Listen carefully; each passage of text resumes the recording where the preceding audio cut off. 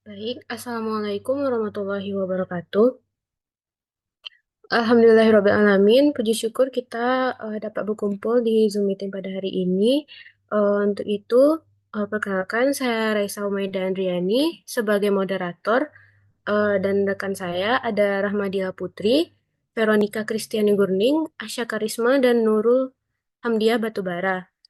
Eh, Terima kasih kami ucapkan kepada dosen pengampu yaitu Bapak Rasas Yogika MPD sebagai dosen pengampu dari mata kuliah Media Pembelajaran Berbasis AI.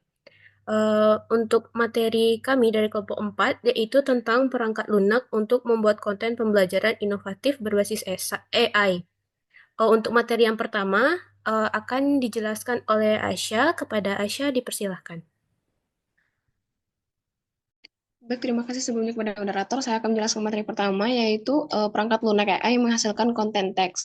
Nah, sebelumnya perangkat lunak AI ini dapat diberikan teks perintah atau masukan berupa teks, gambar, suara, video, presentasi, dan yang lainnya. Nah, untuk perangkat lunak yang menghasilkan konten dalam berupa teks ini ada beberapa macam. Yang pertama yaitu ada Gemini, lalu ada ChatGPT, ada GitHub Copilot, ada QuickChat, ada Storylab AI, ada Wordful Title Generator, ada Microsoft Copilot.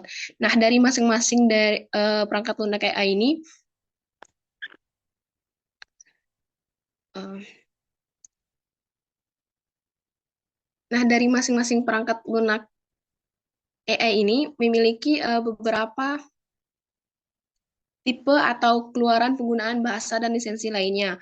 Mulai dari penggunaannya itu ada yang khusus mahasiswa dan dosen, ada yang khusus untuk dosen saja, dan ada juga yang khusus mahasiswa, dosen.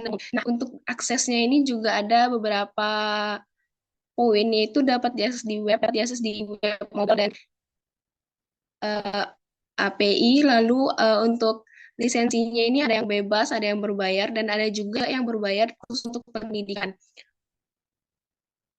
Dan juga keluaran yang bahasa Inggris ada yang multiple, ada juga yang ya ada juga yang multi dan bahasa lainnya. Next.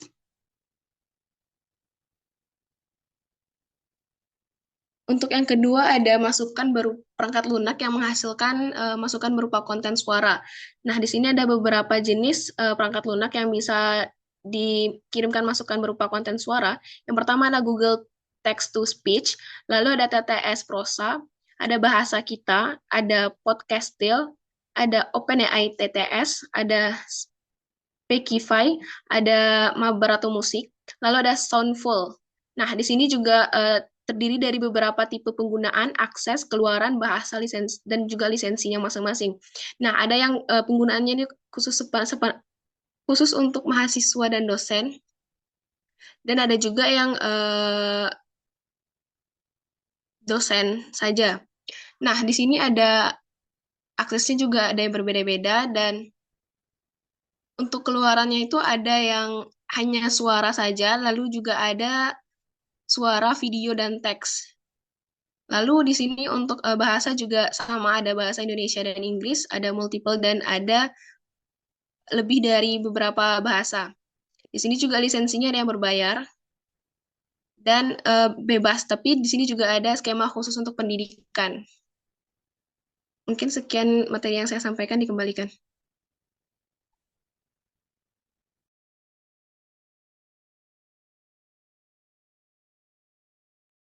Baik, terima kasih Aisyah. Untuk materi selanjutnya akan dijelaskan oleh Vero. Kepada Vero dipersilahkan.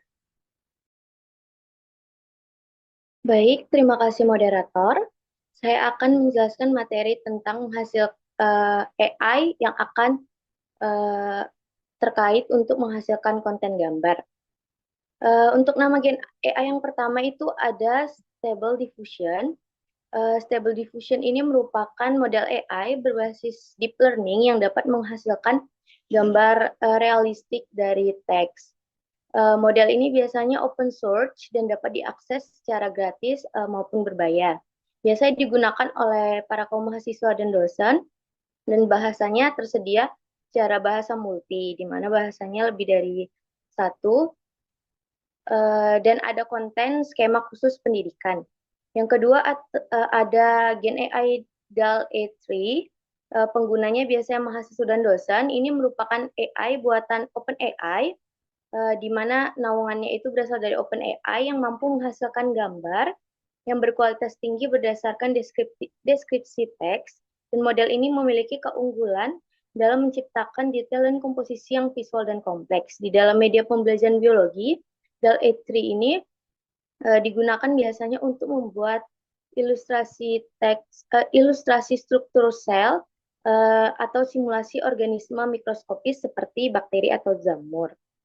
Yang ketiga yaitu ada Illustro, merupakan AI yang lebih berfokus pada ilustrasi vektor dan desain yang lebih artistik yang biasanya cocok untuk menghasilkan gambar dengan garis yang jelas atau intensitas yang tinggi.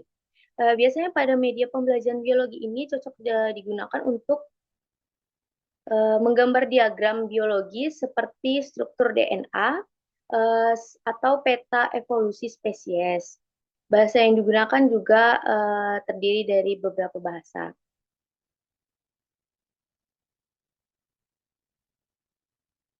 Kemudian yang keempat ada stocking.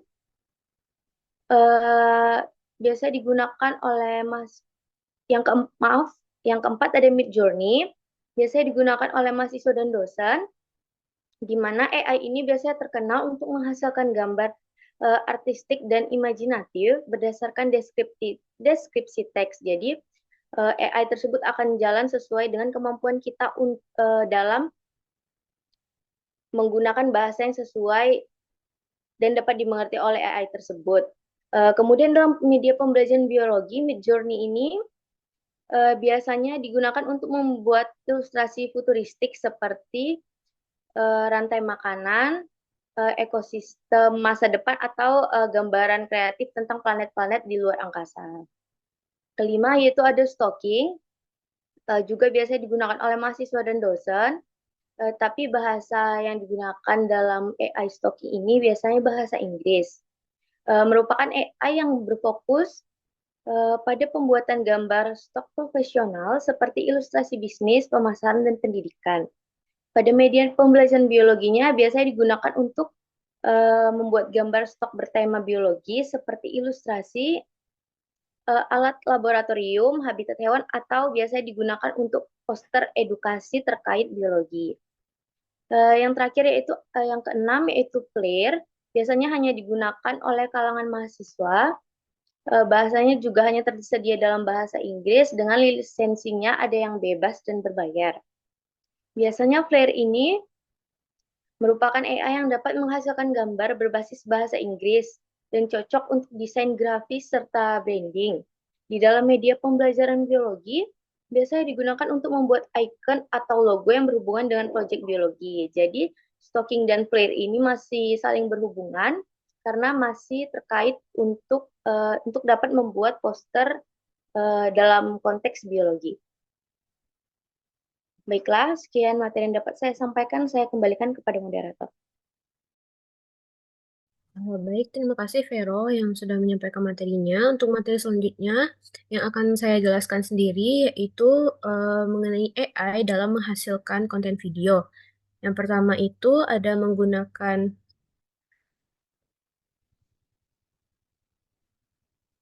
Yang pertama itu ada menggunakan Synthesia, yang mana itu bisa digunakan oleh mahasiswa dan dosen.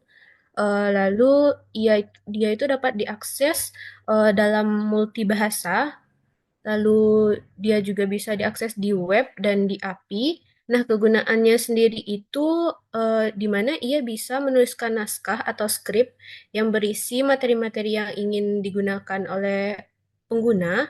Lalu naskah tersebut ia bisa ubah menjadi konten video sehingga tampak lebih menarik dan interaktif. Nah, untuk Synthesia ini dia itu berbayar. Selanjutnya ada Sora AI. Sora AI ini dia dapat menghasilkan video berbasis AI yang bisa diakses di web mobile atau di desktop atau di API. Nah, dia ini memiliki fitur bahasa yang multibahasa, lalu dia tidak dalam tersedia dalam bentuk bebas atau kontennya itu dapat diakses secara berbayar. Nah, di Selai AI ini dia dapat mengkonversi teks atau dia dapat membuat suatu rangkuman mengenai slide video atau dari video klip secara otomatis. Nanti dia akan ubah menjadi sebuah gambar atau animasi pendukung. Nah, di dalam Selai AI ini juga dia dapat menarasikan video yang berasal dari modul text to speech secara otomatis dalam berbagai bahasa. Lalu selanjutnya ada Lumen 5 atau Lumen 5. Dia itu dapat diakses oleh mahasiswa dan dosen melalui web, mobile, atau desktop ataupun API. Lalu dia memiliki fitur bahasa yang multibahasa dengan lebih dari 39 bahasa. Lalu dia memiliki fitur bebas dan berbayar, itu sesuai dengan skema khusus pada pendidikan. Nah, di Lumen 5 ini, dia dapat mengimport teks ke dalam platform Lumen 5, sehingga dia bisa menghasilkan layout slide, transisi, atau menambahkan stok gambar atau video serta icon yang relevan secara otomatis. Nah, di dalam Lumen 5 ini juga, kita bisa menyesuaikan gaya, warna, atau musik latar, serta menambahkan teks atau narasi sesuai dengan materi yang kita buat. Selanjutnya ada InVideo. InVideo ini dapat diakses oleh mahasiswa dan dosen melalui web, mobile, desktop, ataupun API. Dia itu memiliki bahasa yang lebih dari 50 bahasa. Dia ada yang berbayar dan gratis.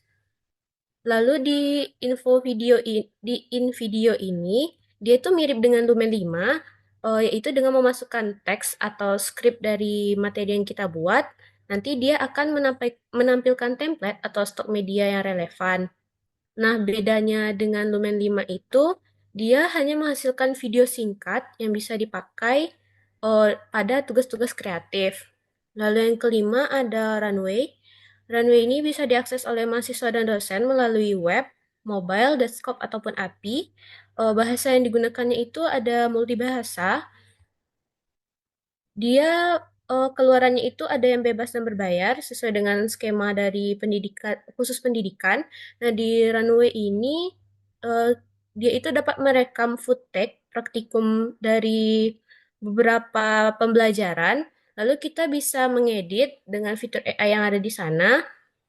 Nah, video yang telah diedit tadi bisa menjadi penjelasan secara 3D. Lalu fitur yang lain itu dia mudah dalam proses editing sehingga kita bisa menambahkan efek visual khusus dalam penjelasan konsep-konsep yang ada di dalam materi kita tadi itu. Lalu yang terakhir ada DeepBrain. DeepBrain itu dia bisa diakses oleh mahasiswa dan dosen. Dia bisa diakses secara bebas ataupun berbayar. Dapat diakses di web, mobile, desktop, ataupun API. Dia itu terdapat lebih dari 80 bahasa. Lalu di Brain ini dia dapat menghasilkan konten yang mirip dengan Synthesia, tapi di Brain ini dia mengubah teks menjadi video dengan avatar virtual yang berbicara. Nah, di dalam Deep Brain ini kita juga bisa menambah teks keterangan, diagram, atau gambar yang dapat memvisualisasikan konsep-konsep dari materi yang akan kita gunakan. Sekian materi yang dapat saya sampaikan. Untuk materi selanjutnya akan dijelaskan oleh Rahmadila. Kepada Rahmadila dipersilahkan. Baik, terima kasih kepada moderator. Selanjutnya, saya akan menjelaskan materi tentang AI yang dapat menghasilkan presentasi atau kombinasi berbagai luaran.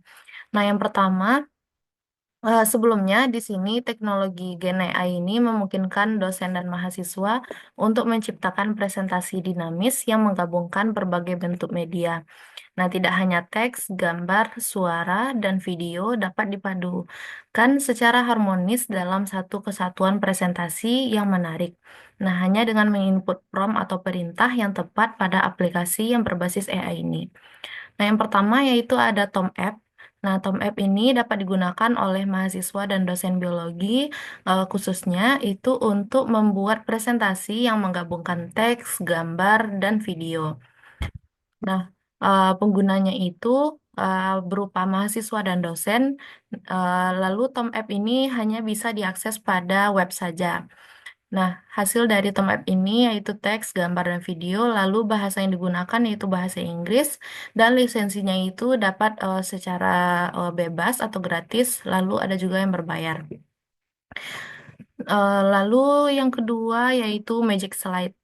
Nah, Magic Slide ini menawarkan kemampuan membuat presentasi dengan gambar, video, dan grafik melalui antarmuka web dan APA. Nah, dalam pembelajaran biologi, itu aplikasi ini dapat digunakan dalam menghasilkan slide dengan grafik kompleks tentang data eksperimen biologi, lalu juga dapat membuat animasi proses biologis seperti replikasi DNA atau respirasi seluler. Nah, di sini Magic Slide ini dapat digunakan oleh mahasiswa dan dosen juga. Lalu bahasa yang digunakan yaitu multibahasa atau banyak bahasa, lalu digunakan dengan lisensi yang bebas dan berbayar. Lalu yang ketiga yaitu GPT-4o. Nah, di sini GPT-4o ini memiliki keunggulan dalam menghasilkan teks, audio, dan gambar dalam berbagai bahasa. Nah, dalam pembelajaran biologi, aplikasi ini dapat digunakan pada menghasilkan penjelasan tekstual yang komprehensif tentang konsep biologi.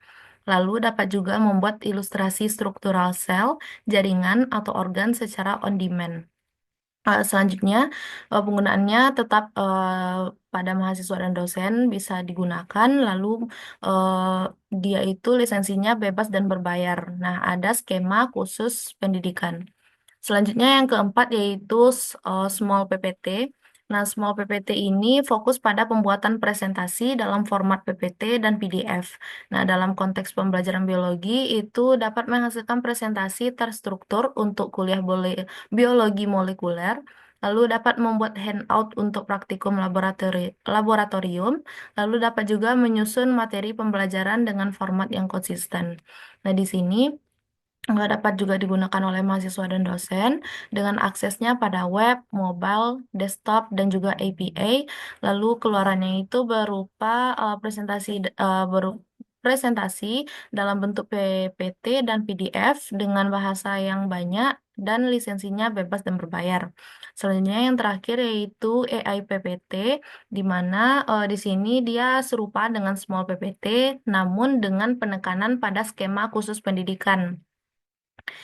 Eh, Hal spesifiknya itu sama dengan Small PPT. Nah, di sini dalam pembelajaran biologi itu dia berperan dalam menghasilkan materi yang disesuaikan dengan tingkat pendidikan, lalu menyusun modul pembelajaran yang terstruktur dengan pendekatan pedagogis yang tepat, dan juga dapat membantu dosen dalam mengembangkan materi pembelajaran yang selaras dengan capaian pembelajaran. Selanjutnya, terdapat AI yang dapat mencari konten. Nah, di sini Gen AI dapat menyaring basis data riset biologi yang luas, lalu ada jurnal ilmiah, repositori pembelajaran, dan sumber daya digital lainnya untuk mencocokkan kebutuhan spesifik dosen dan mahasiswa. Nah, sistem ini tidak hanya menemukan konten berdasarkan kata kunci sederhana, tetapi juga memahami konteks pertanyaan, tingkat kesulitan yang diinginkan, serta dapat merekomendasikan materi pembelajaran yang sesuai dengan level pemahaman dari pemula hingga tingkat lanjut. Nah, yang pertama yaitu ada connected paper. Nah, di sini connected paper ini adalah AI untuk mencari konten akademis. Nah, hal ini ditujukan pada mahasiswa dan dosen sebagai pengguna utamanya. Lalu, connected paper ini tersedia melalui platform web yang dapat diakses melalui browser. Selanjutnya, keluarannya berupa teks, lalu bahasanya yaitu multibahasa, dan lisensinya tersedia secara bebas atau gratis dan berbayar dengan fitur tambahan. Lalu yang kedua yaitu Open Knowledge Maps. Nah, di sini Open Knowledge Map ini adalah platform visualisasi dan pencarian pengetahuan. Nah, dapat dimanfaatkan oleh mahasiswa dan dosen, lalu tersedia melalui antarmuka web. Nah, di sini menghasilkan konten dalam bentuk teks, termasuk peta konsep dan hubungan antar literatur. lalu mendukung multibahasa untuk akses internasional, dan tersedia secara layanan bebas atau gratis. Baiklah, sekian materi dari saya kembalikan kepada moderator. Baik, terima kasih Rahmadila. Untuk materi selanjutnya yang akan saya jelaskan kembali, yaitu AI dalam mengkombinasikan konten. Nah, dalam mengkombinasikan konten ini, AI itu dapat mengkombinasikan hal-hal seperti penulisan esai, debugging kode, terus pelaksanaan riset, pembuatan karya seni digital, pemecahan masalah kompleks, dan lain sebagainya.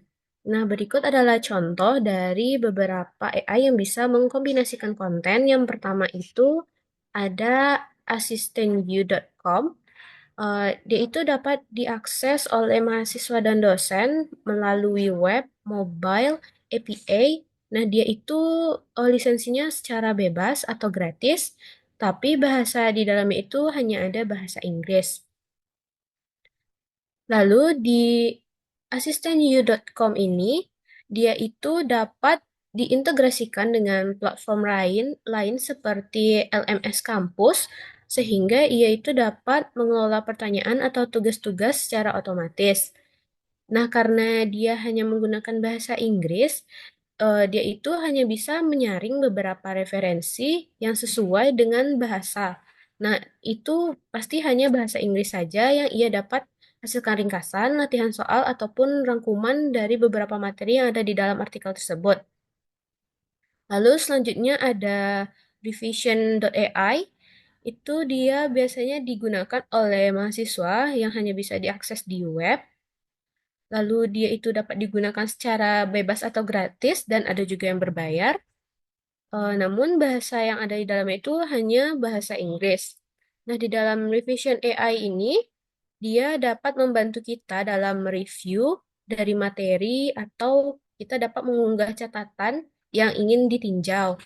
Nah, di AI ini dia juga bisa menghasilkan ringkasan dalam bentuk flashcard ataupun latihan-latihan yang bisa langsung kita pelajari.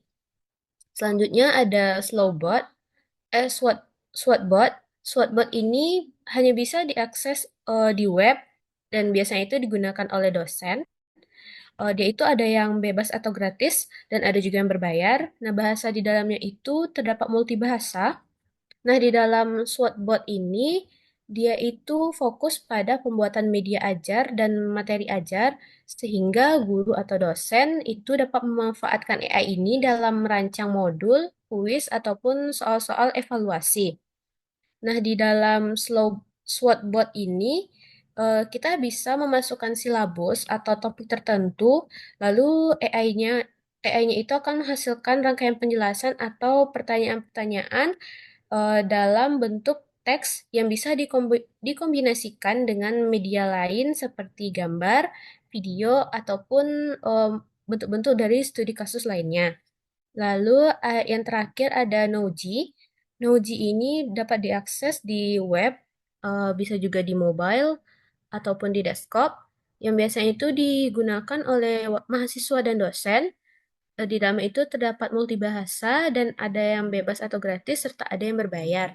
Nah, di Noji ini dia itu lebih fokus pada penguasaan vocabulary atau kosakata yang dari berbagai bahasa sehingga dia itu bisa dimanfaatkan untuk memperkuat pemahaman istilah-istilah pada suatu materi.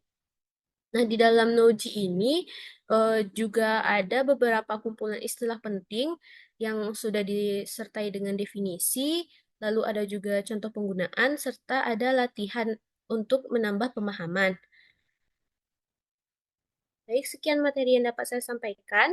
Untuk materi selanjutnya yang akan dijelaskan oleh Nurul, kepada Nurul dipersilahkan. Baik, di sini saya akan menjelaskan tentang AI dalam mengubah konten, yaitu yang pertama tuh ada Gen AI Clean Up yang biasa digunakan oleh mahasiswa dan dosen. Aplikasi ini cuma bisa diakses di web dan API.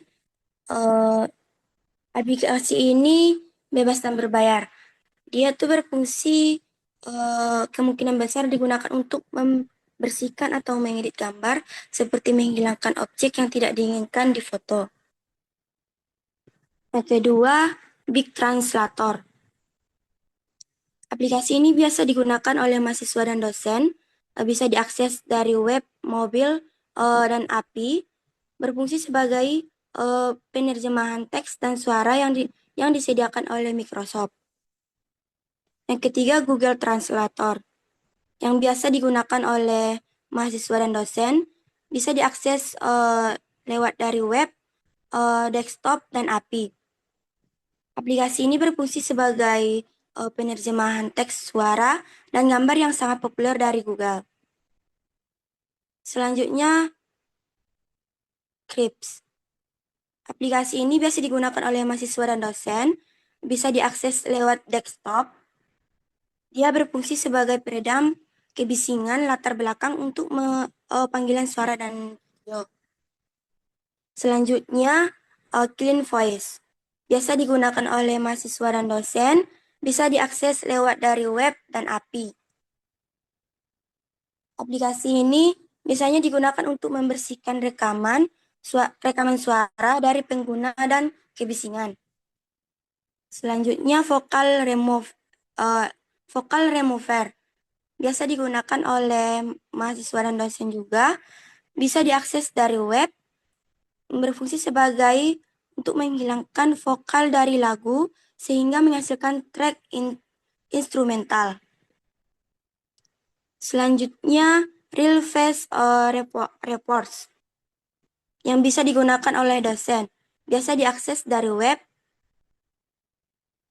Aplikasi ini biasanya untuk membuat laporan dengan cepat, kemungkinan besar ditunjukkan untuk kebutuhan akademis. Selanjutnya, Descript, biasa digunakan oleh mahasiswa dan dosen, bisa diakses dari web, desktop, dan API. Aplikasi ini bisa digunakan untuk pengeditan audio dan video yang berbasis teks.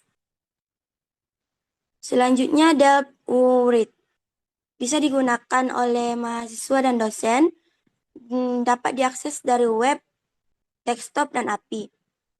Aplikasi ini untuk meningkatkan kualitas tulisan, seperti memperbaiki tata bahasa dan gaya penulisan.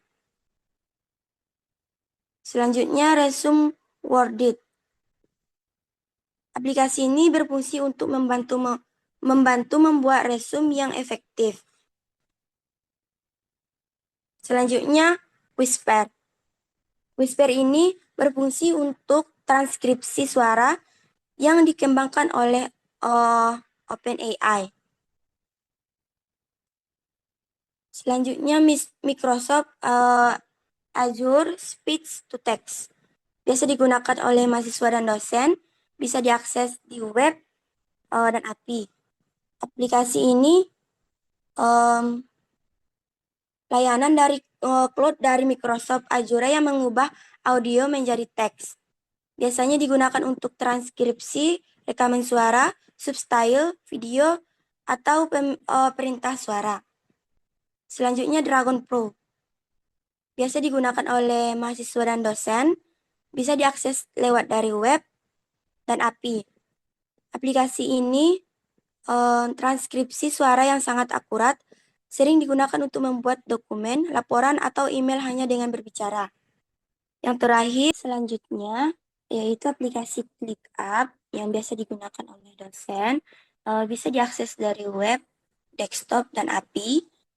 Aplikasi ini manajemen proyek dan produktivitas yang membantu mengatur tugas, proyek, dan kolaborasi tim. Yang terakhir itu Whisper. Whisper ini biasa digunakan oleh mahasiswa dan dosen, bisa diakses lewat web, desktop, dan API. Aplikasi ini transkripsi suara yang dikembangkan oleh OpenAI. Whisper dikenal karena kemampuannya yang kuat dalam transkripsi berbagai bahasa dan kondisi audio. Baik, cukup sekian materi dari saya kembalikan kepada moderator. Baik, terima kasih Nurul. Untuk materi terakhir yang akan dijelaskan oleh Vero, kepada Vero dipersilahkan.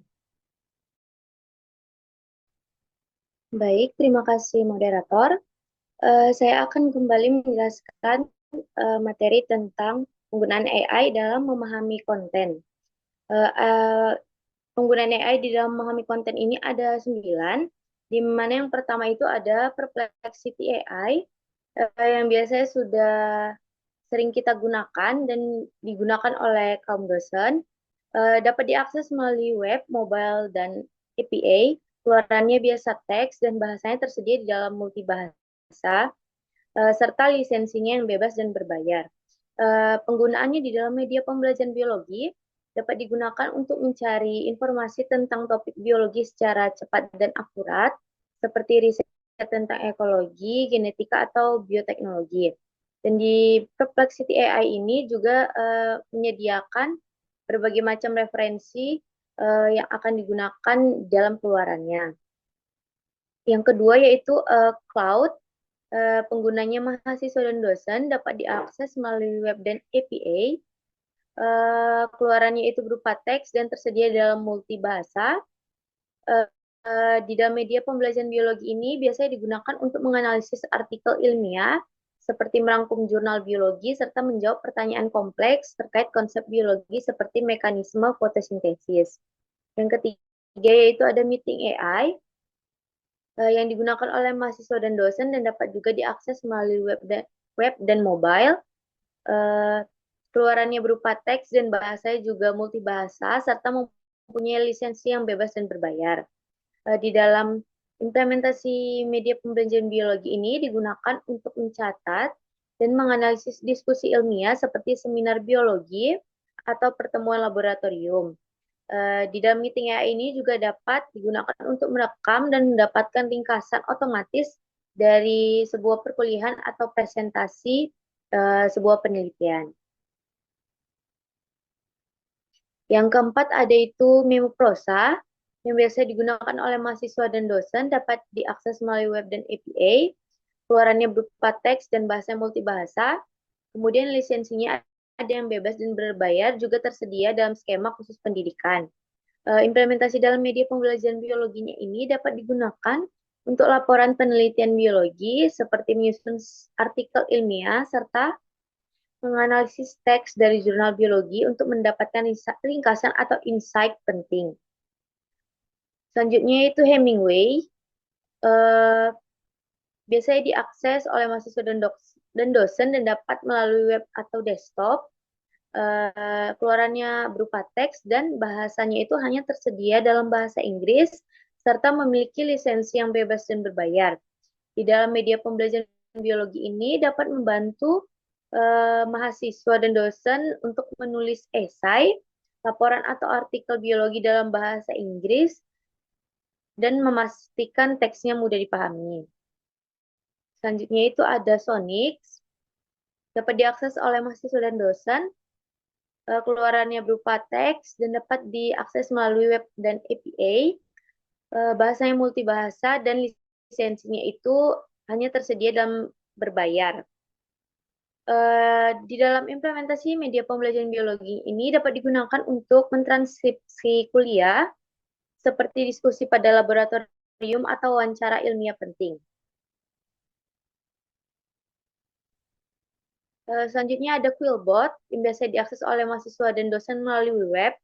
Keluarannya berupa teks dan tersedia dalam multibahasa. Kemudian ada skema khusus pendidikan. Di dalam Quillbot ini digunakan untuk memperjelas konsep biologi dengan menyusun ulang teks agar lebih mudah dipahami, serta dapat membantu untuk merangkum jurnal ilmiah atau buku teks biologi. Yang kedelapan ada Otter, biasa digunakan oleh mahasiswa dan dosen dan dapat diakses melalui web dan mobile. Keluarannya berupa teks dan hanya tersedia dalam bahasa Inggris. Dan dalam implementasi pada pembelajaran biologinya ini berperan untuk merekam dan mentranskripsi seminar biologi ataupun diskusi kelompok sehingga dapat mengakses catatan dalam bentuk teks untuk digunakan dalam belajar kembali. Yang terakhir yaitu ada Gradescope. Gradescope ini biasanya hanya digunakan oleh dosen dan dapat diakses melalui web, mobile, desktop, dan APA. Kemudian keluarannya berupa teks, bahasanya tersedia dalam multibahasa dan lisensinya itu berbayar. Dalam implementasi media pembelajaran biologi ini digunakan oleh dosen biasanya untuk menilai jawaban dari mahasiswa di dalam ujian biologi, termasuk analisis esai, laporan laboratorium, atau kuis berbasis teks. Mungkin sekian materi yang dapat saya sampaikan, saya kembalikan kepada moderator. Baik, terima kasih Vero yang sudah menyampaikan materi terakhir. Baik, sekian presentasi dari kelompok kami. Untuk sesi selanjutnya yaitu ada sesi kritik saran, penambahan materi, dan pertanyaan yang bisa diketikkan di WA Group dan di Smile. Terima kasih. Assalamualaikum warahmatullahi wabarakatuh.